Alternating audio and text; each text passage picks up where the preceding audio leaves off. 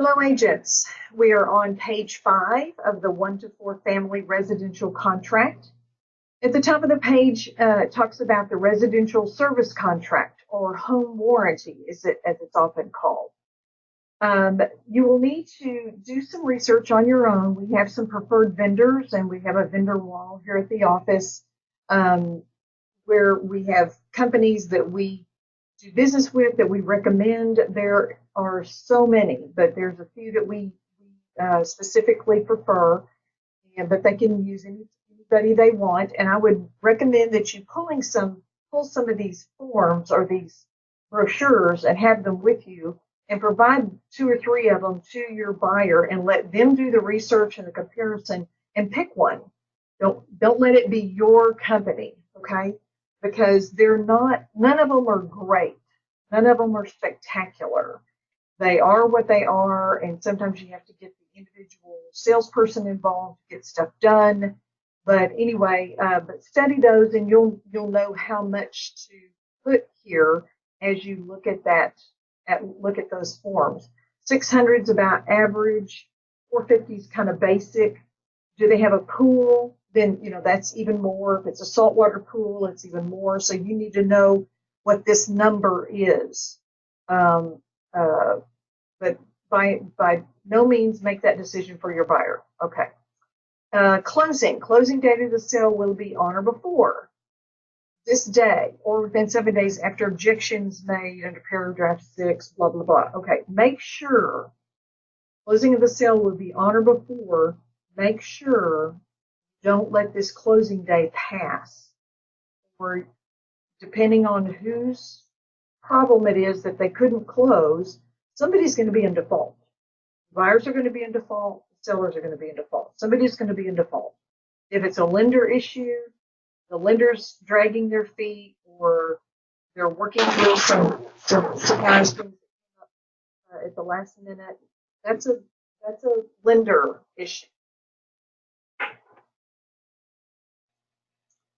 Okay, not sure where I left off, but if your closing date is you're about to pass, or you're screaming up on your closing date and you don't think you're going to close on July 29th, then whoever is going to be in breach, whether it's your buyer or your seller, that agent needs to do an amendment to change the closing date, or somebody needs to do an amendment to change the closing date.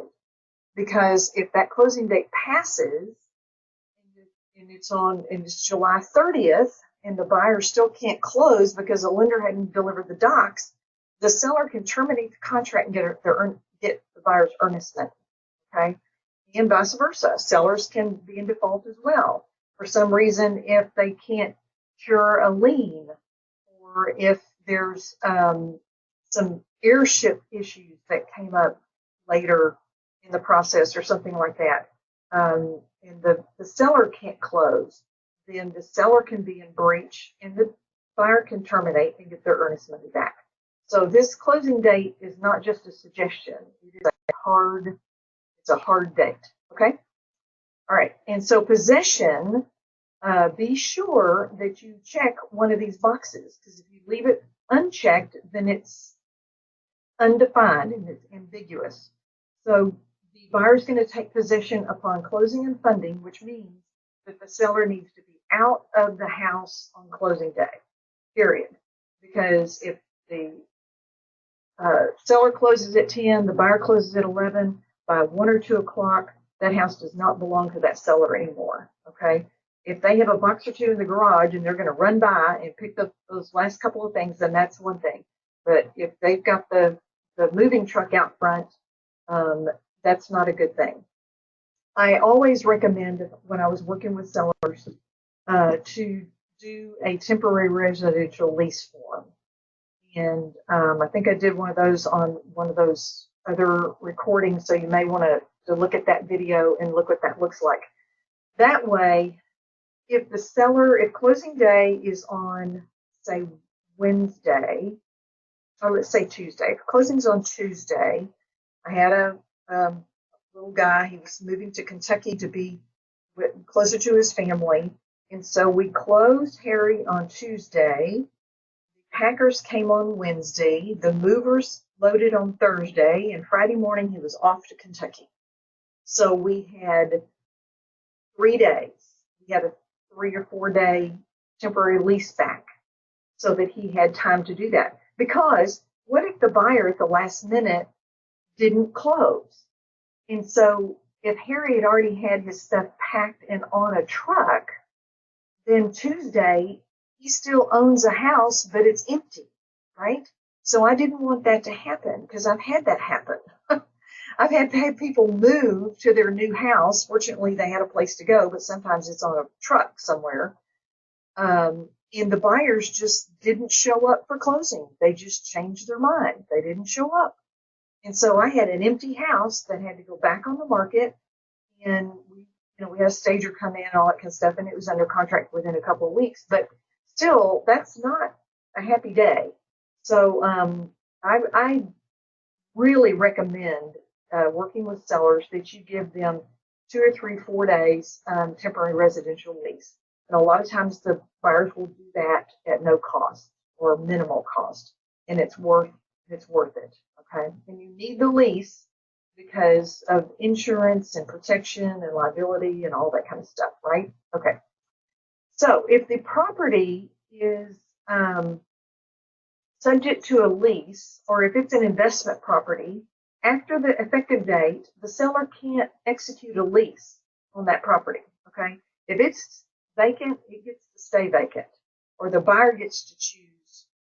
After closing, the buyer gets to choose the tenant. Okay. Because it's not that seller's property anymore, basically, until, it's just a matter of weeks before it's not even going to be his.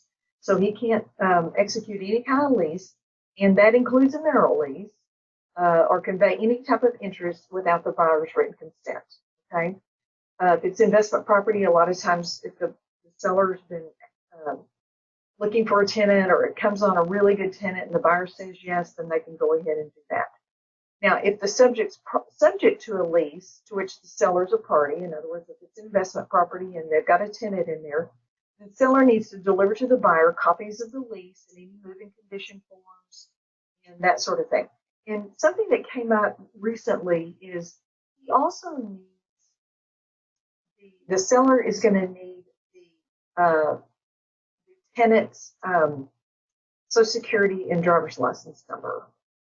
If the seller or the buyer is going to need the Social Security and driver's license number, if the seller has it, because what came up recently is that the buyer bought the property and here it is 3 or 4, 5 months later, the tenant won't pay the rent. So they need to file an eviction notice. You have to have a Social Security number and a driver's license number or something like that in order to file an eviction. We don't have it. So we were able to find something else on him, but that's one thing that came up here lately that you might want to think about. Special provisions, there is very little that needs to go in there. So if you need to say something, if you need to do something, call me because you either use a contract addendum or some other form that's been promulgated, whatever you're trying to do. A business detail may be explaining that the buyer and the seller are going to split the cost of the title policy or something like that. I mean, it's just business details. You can't alter the obligation or the benefit of, you can't alter anything in the contract by writing stuff into special provisions, because that's practicing law, and we don't do that, right? So if anything comes up that you need to say or do or something and you can't figure out how to do that, you need to call me, okay? Or call your coach. Settlement and other expenses, this just kind of explains what the seller's costs generally are and that sort of thing. Now, 12A1B is the seller is agreeing to pay an amount not to exceed a certain number to be applied toward the buyer's expenses. So buyer's closing costs, in other words. So if the buyer needs an extra $2,500 in closing costs, then $2,500 will be here. Oftentimes, uh, but if the buyer's not asking for closing costs, then you don't put anything here. And it's a good thing if they can pay their own closing costs in this type of market. Okay. So that is page 5.